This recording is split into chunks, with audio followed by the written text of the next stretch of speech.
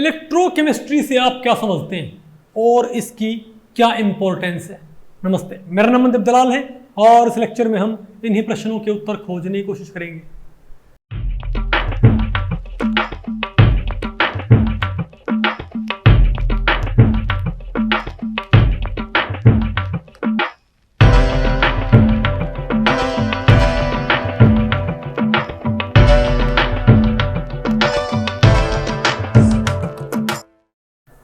Okay, तो भैया आज हमें क्या पढ़ना है बताओ।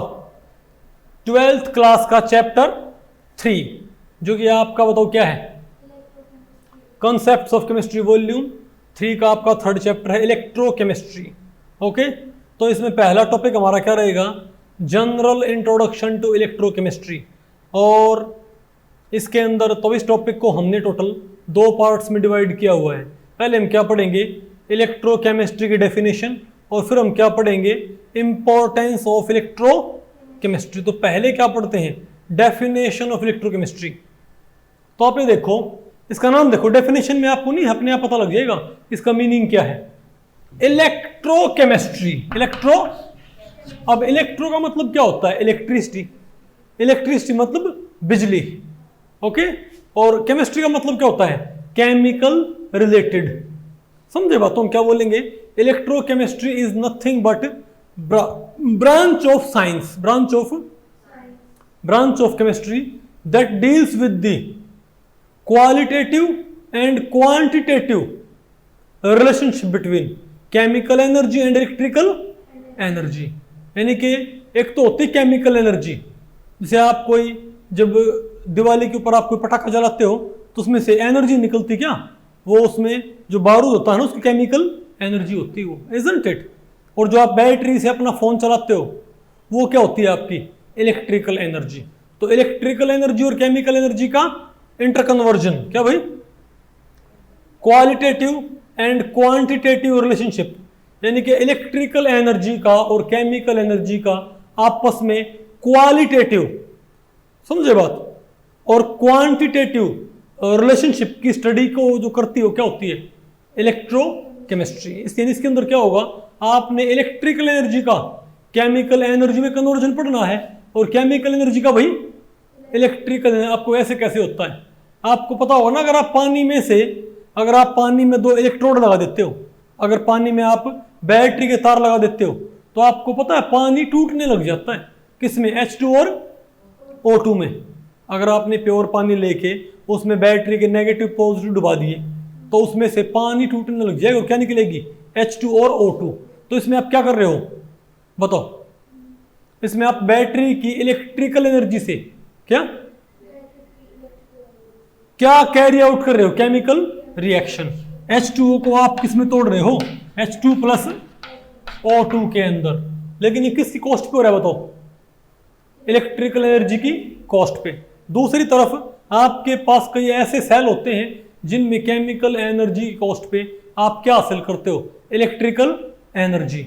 उनमें आपका पता होगा ना, एक आपका ये होता है जो आप के पास जो रिमोट होता है, जो AAA सेल होते हैं और AA सेल होते हैं। आपको पता होगा रेडियो वगैरह में, या भाई आपके पास जो रिमोट होता है उसके अंदर बैटरी होती है, उसके अंदर भाई ऐसे सिलेंड्रिकल पेंसिल साइज सेल होते हैं, नहीं होते क्या। उनमें बिजली कहाँ से आती है, उनमें इलेक्ट्रिसिटी कहाँ से आती है, जिससे कि रिमोट चलता है। उसके अंदर कुछ केमिकल भरे होते हैं और उन केमिकल्स के जरिए हम क्या हासिल करते हैं, इलेक्ट्रिकल एनर्जी। बात आपको पहले पड़ गई। तो जो आपके पास जो ये सेल होते हैं, चाहे आपके पास बैटरी का सेल हो, चाहे आपके पास घड़ी का सेल हो, इवन चाहे आपके जो भाई लैपटॉप की बैटरी होती है जो वो चार्ज होती है, तो उसमें क्या भरी होती है, केमिकल एनर्जी।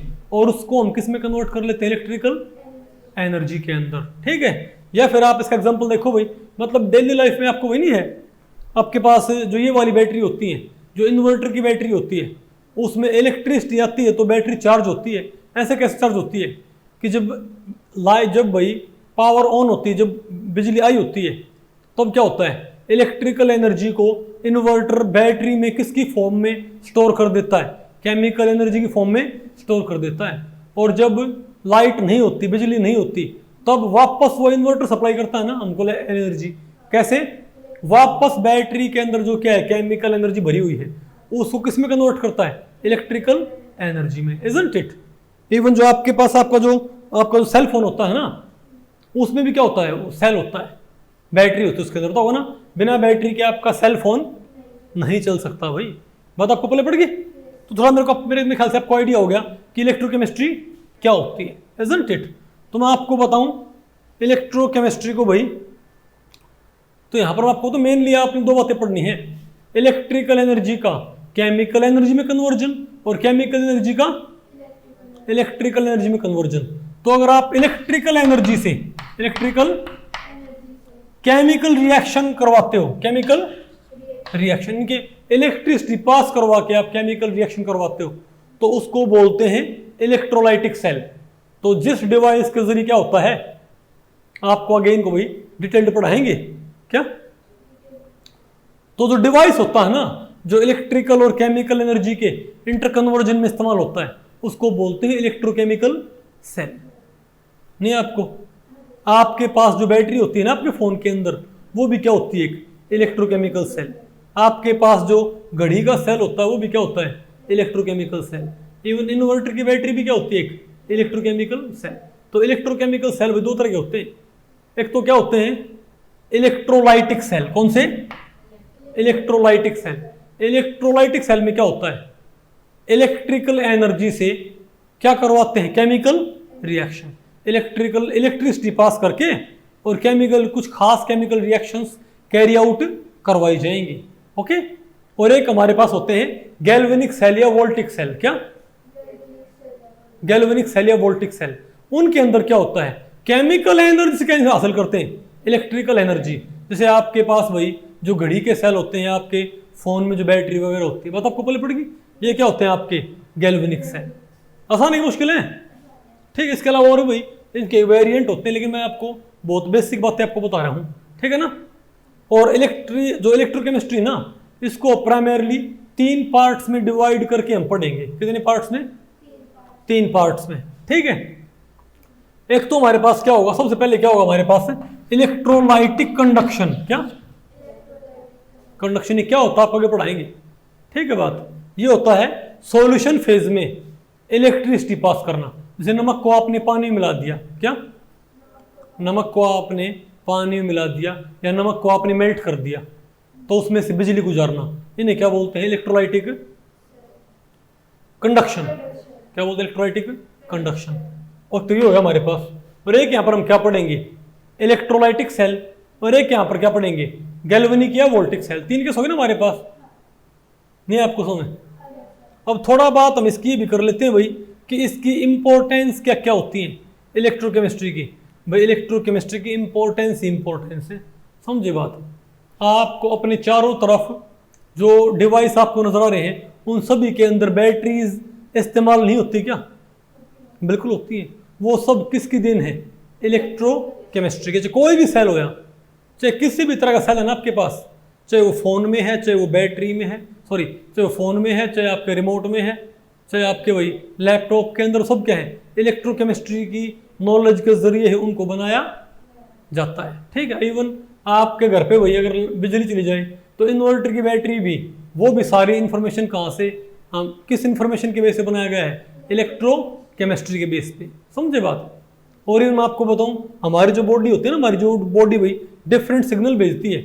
मान लिया भाई मैं इस चौक को मैं यहाँ टच करता हूँ, तो मुझे पता लगता है इस बात का।